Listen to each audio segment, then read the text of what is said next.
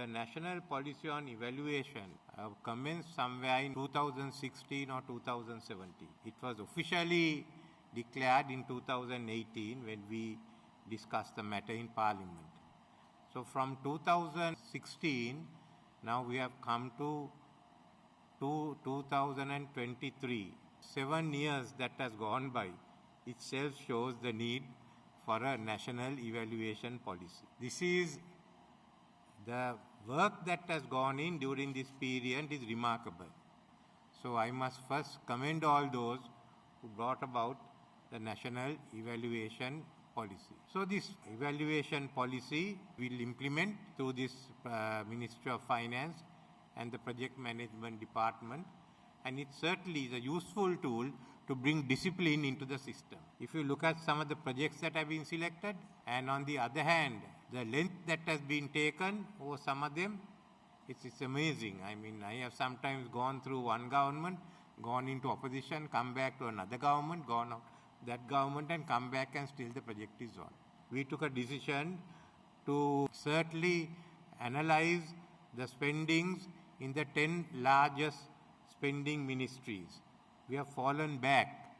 I wanted them, the reports have been presented to Cabinet to be available in all 3 languages when it will be presented to Parliament.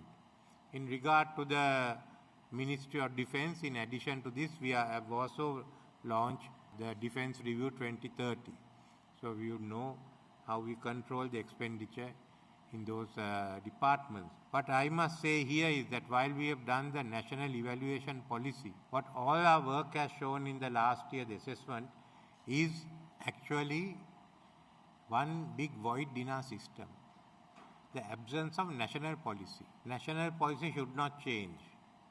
But we had the practice when governments change, policies change, because there were 2 different strong viewpoints that were held. But now what has happened is when a minister changes, the policies change. So this is the biggest drawback we have. And why do we have these, why do we commence these projects? What are policies? So we first have to decide, Parliament, not the government.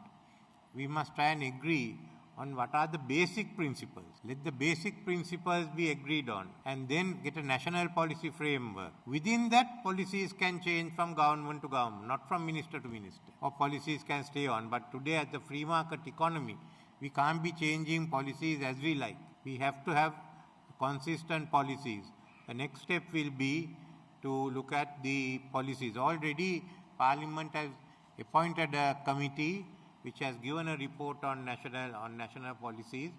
The Cabinet has to discuss it, and looking at this experience, we'll have to take a new approach as to how policies are being made, the role of the Cabinet, the role of Parliament, and the role of execution. I have asked the Minister of Foreign Affairs to table that by end of the year, to table a paper on the foreign policy of Sri Lanka.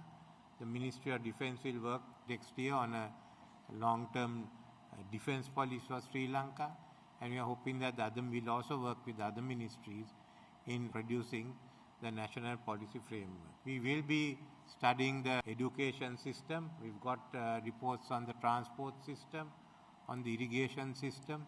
So as we go along, we hope to bring out discussion papers on what the national policy should be, and hopefully get agreement on the basic principles of national policy and then lead to a national policy framework.